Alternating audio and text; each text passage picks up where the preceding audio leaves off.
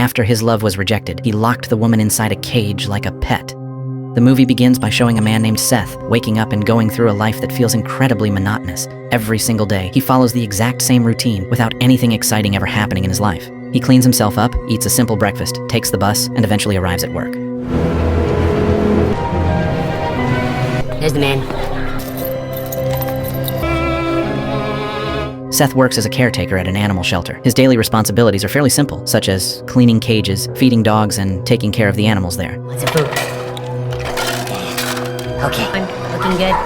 Queenie? Once his shift is over, Seth usually goes straight home without going anywhere else, as if his entire life only revolves around the same endless routine. However, everything starts to change during one of his usual bus rides home when Seth suddenly notices a woman who seems strangely familiar to him. After looking at her more carefully, Seth realizes that the woman is actually Holly, a girl he used to go to school with. Feeling both curious and attracted to her, Seth finally gathers the courage to talk to her. He starts the conversation by calling out Holly's name, even though Holly herself clearly has no idea who he is. Holly even tries to remember him, but Seth casually tells her that it makes sense because they were never really close back then. Even so, Seth admits that he still remembers her very clearly. Their short conversation continues until Holly finally reaches her stop. Before she leaves, Seth tries asking if they could meet again sometime. However, Holly gives no response at all and simply walks away. It was nice to see you again. Even though the encounter is very brief, Seth cannot stop thinking about her afterward. To him, Holly seems like the perfect woman he has always wanted. Little by little, his curiosity slowly turns into obsession. That night, Seth begins searching for Holly's personal information online. He finds her social media accounts and starts learning everything about her, including her hobbies, interests, and personal life. The next day at work, Seth approaches his co-worker, Nate, and asks for advice on how to get closer to a woman. At first, Nate does not seem very interested because he's not particularly close with Seth. But after realizing Seth is being serious, Nate eventually gives him a few suggestions. He tells Seth that the best way to approach a woman is by learning the things she likes and slowly giving her attention over time. Seth remembers Nate's advice and continues working as usual. Later that day, Seth is asked to help a doctor put down an old dog that turns out to be his favorite dog at the shelter. The doctor even suggests that Seth adopt the dog instead, so it would not have to be euthanized. However, Seth refuses, because pets are not allowed where he lives. After the procedure is finished, Seth helps burn the dog's body before returning to clean the cages like usual. While working, he accidentally discovers an old, unused room hidden inside the shelter. Seth stares at the room for a moment, but eventually decides not to think too much about it and continues with his work.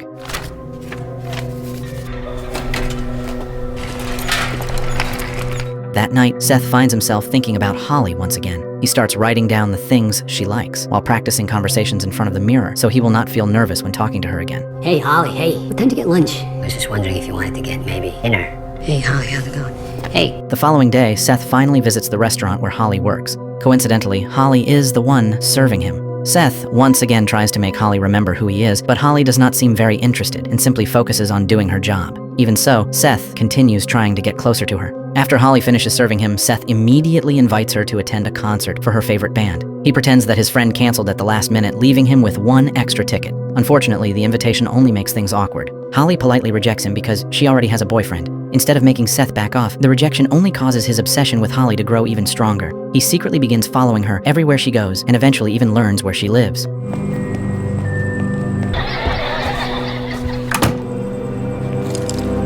Holly gradually notices that someone may be following her, so she tells her best friend Claire about it. However, Claire responds casually and jokes that the guy can approach Holly as long as he is handsome. After calming down a little, Holly calls her boyfriend Eric. During the phone call, the two discuss their relationship, which is clearly not going very well. Afterward, Holly talks to Claire again about Eric. Claire even advises Holly to leave him because Eric has cheated on her before and repeatedly hurt her emotionally. So, the other night with Eric, are we gonna go there again? Forgive, move the fuck on already. The scene then shifts to the next day while Holly is working at the restaurant. Shortly after arriving, she is informed that someone has sent flowers for her. Curious, Holly checks the bouquet and finds a card that says, "Be mine." At first, Holly assumes the flowers were sent by Eric. Because of that, after work, she immediately visits Eric at the bar where he works and asks him to stop sending flowers like that. However, Eric looks genuinely confused and tells her that he never sent her any flowers at all. Unbeknownst to Holly, Seth is also there secretly listening to their conversation. Feeling embarrassed after realizing she misunderstood the situation, Holly heads to the restroom to calm herself down. But without her realizing it, Seth quietly follows her there. Seth brings up the flowers again and indirectly admits that he was the one who sent them. At that point, Holly begins feeling genuinely disturbed and frightened. She firmly tells Seth to stop following her because his behavior is becoming extremely creepy. Holly then tries to leave, but Seth continues chasing after her until Eric finally steps in. Eric immediately punches Seth and throws him out of the bar. However, shortly afterward, Seth accidentally finds Holly's personal journal lying outside the building. After cleaning the wounds on his face from the fight with Eric, Seth begins reading Holly's journal that he accidentally found outside the bar. At first, Seth is only curious about Holly's life, but the more pages he reads, the more obsessed he becomes with her.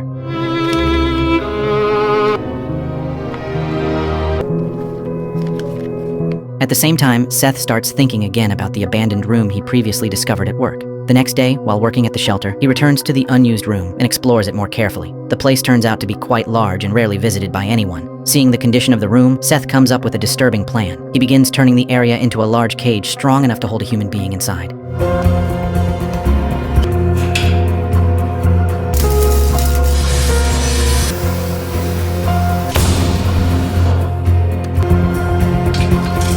Once everything is prepared, Seth continues gathering information about Holly, learning her daily routine, and even buying sedatives because he has already decided to kidnap her. Meanwhile, Holly begins feeling uneasy after what happened at the bar that night. She constantly feels as if someone is watching her from a distance. The fear makes Holly much more cautious around the people nearby. At one point, when a homeless man approaches her late at night, Holly panics and immediately sprays pepper spray into his face before quickly running away. After finally arriving home safely, Holly locks all the doors, closes the curtains, and makes sure nobody's outside. Once she feels slightly calmer, she cleans herself up and tries to rest. However, shortly after Holly turns off the lights and begins falling asleep, Seth suddenly appears from behind, covers her mouth, and injects her with sedatives until she loses consciousness. After successfully overpowering her, Seth hides Holly's body inside a large cardboard box so it will look like an ordinary package. He then secretly brings her to his workplace later that night. There, Seth runs into Nate, who is on night duty at the shelter. Nate casually asks what Seth is carrying so late at night. Remaining calm, Seth lies and says their boss asked him to deliver a package. Since Nate is not too suspicious, he simply asks Seth to sign the attendance sheet first.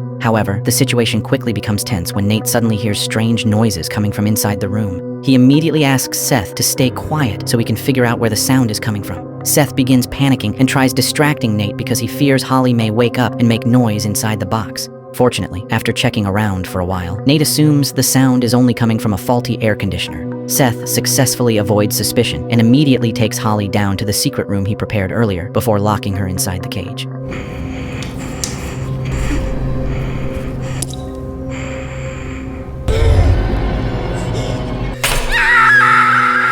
When Holly finally wakes up, she is horrified to find herself trapped inside a metal cage. She panics and struggles with all her strength, desperately trying to break the lock using her bare hands. But everything is useless because Seth secured the cage tightly. During her desperate attempt to escape, Holly even loses one of her fingernails. The next day, after finishing his work, Seth returns to feed Holly before leaving her alone inside the room again. From that point on, Seth only visits once a day to bring Holly food and water before abandoning her in the cage once more. At first, Holly refuses to eat and constantly fights back, but by the second day, she begins begging Seth not to leave her alone anymore. However, Seth insists that everything he is doing is for the sake of their relationship. Not wanting to starve to death, Holly eventually starts eating and drinking what Seth gives her. Meanwhile, Seth feels incredibly happy with the situation. To him, finally having Holly completely to himself makes his life feel perfect. The following day, Seth visits Holly again and starts cleaning up her mess, including removing a dead rat Holly had killed inside the room earlier. While talking, Holly asks Seth what his real intentions are. She questions whether he plans to hurt her or do something terrible to her. But Seth insists that he never intended to do any of those things.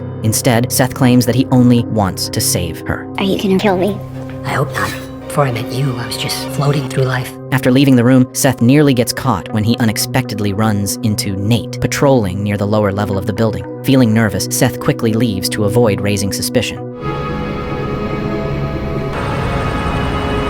However, the next day when Seth returns to visit Holly again, all the dark secrets finally begin coming to light. Seth reveals that he has been secretly reading Holly's journal this entire time. From those pages, he discovers horrifying truths about Holly that nobody else ever knew. It turns out that Claire, Holly's best friend, who appeared several times earlier in the story, has actually been dead for a long time. The Claire Holly keeps talking to is nothing more than a hallucination inside her mind. In the journal, Holly explains how everything began after she discovered that Eric had been cheating on her with Claire. That night, Holly and Claire talked inside a car while Claire tried apologizing and explaining herself. But consumed by rage, Holly suddenly slammed on the gas pedal, causing the car to crash. Are you gonna tell me? Come on, Claire. You know. Eric? I'm sorry, you have no idea how shitty I feel about this whole thing. We were so drunk and it didn't mean anything.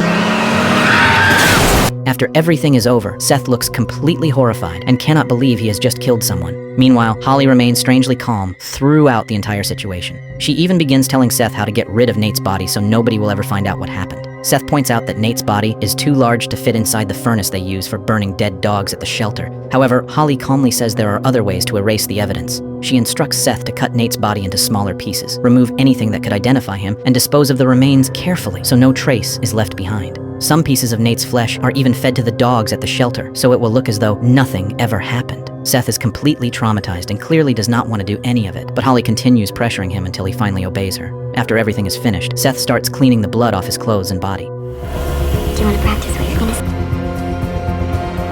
Strangely enough, seeing Seth willing to go that far for her actually makes Holly begin developing feelings for him. In the middle of the tense situation, Holly even asks Seth to come closer because she feels cold and wants him to warm her up. However, Seth gently refuses and explains that he never intended to force himself on her in that kind of way. While cleaning the remaining bloodstains left behind by Nate, Seth becomes overwhelmed with fear and regret. He cannot stop thinking about what would happen if the police ever discovered the murder. Seth is visibly trembling and struggling to calm himself down because deep inside he realizes that his life has already been completely destroyed after what happened. However, unlike Seth, Holly remains incredibly calm. In a relaxed tone, Holly tells him that feelings of fear like this are perfectly normal for someone who is killed for the first time. According to Holly, all the panic and guilt will slowly fade away over time until Seth eventually gets used to it and feels normal again. Feeling mentally exhausted and terrified, Seth finally decides to go home and leaves Holly alone inside her cage. But when Seth returns to the upper area of the animal shelter, he notices his female boss talking to a detective who has arrived looking for Nate after he suddenly disappeared without a trace. The moment the detective sees Seth, he immediately asks to speak with him privately. Seth is then taken into a room and questioned about his relationship with Nate. Trying to remain calm, Seth explains that the two of them got along perfectly fine and never had any problems with each other.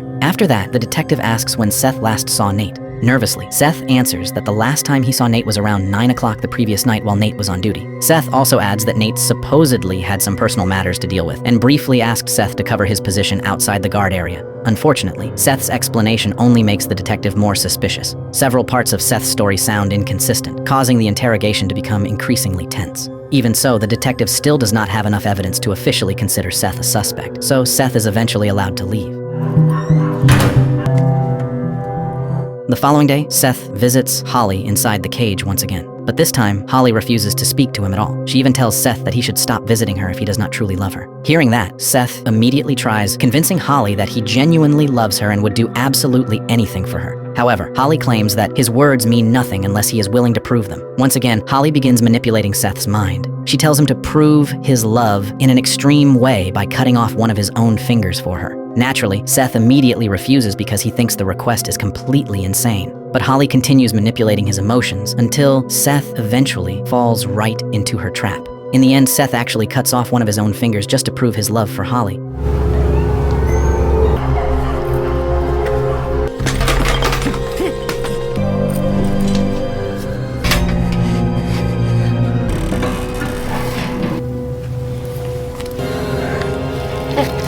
However, after Seth commits such a horrifying act, Holly immediately takes advantage of his weakness. While Seth is distracted by the pain, Holly quickly grabs Seth's knife and threatens to hurt herself if he refuses to open the cage door. Panicking, Seth desperately tries calming Holly down because he is terrified she might actually do something reckless. But Holly continues pressuring him until Seth finally gives in and unlocks the cage to stop her from harming herself. The moment the cage door opens, Holly slowly steps out and walks toward Seth. For a brief moment, everything seems calm as Holly suddenly hugs and kisses him as if she truly accepts him. But the entire thing turns out to be a trick. The second Seth lets his guard down, Holly suddenly attacks and slashes his neck with a knife, seriously injuring him. The scene then shifts to Holly, who has finally escaped from captivity and returned to living a seemingly normal life again. She even reunites with her boyfriend, Eric. One morning, while preparing breakfast, Holly accidentally sees something on Eric's phone and realizes that he is still cheating on her with another woman. After discovering the betrayal, Holly quietly grabs a kitchen knife and slowly walks toward Eric. For a moment, the situation becomes extremely tense, making it seem like Holly is about to do something terrible to him. But unexpectedly, Holly simply hands Eric his phone without saying a single word before leaving the house. Not long afterward, Holly heads toward a place that now feels very familiar. She returns to the underground room where Seth once kept her imprisoned. However, the situation has now completely changed. Before, Holly was the one trapped inside the cage, but this time, Seth is the one locked inside instead. Seth's condition looks absolutely miserable. His body has become thin and weak, his skin appears dry and wrinkled, and his eyesight is nearly gone due to the worsening condition of his eyes.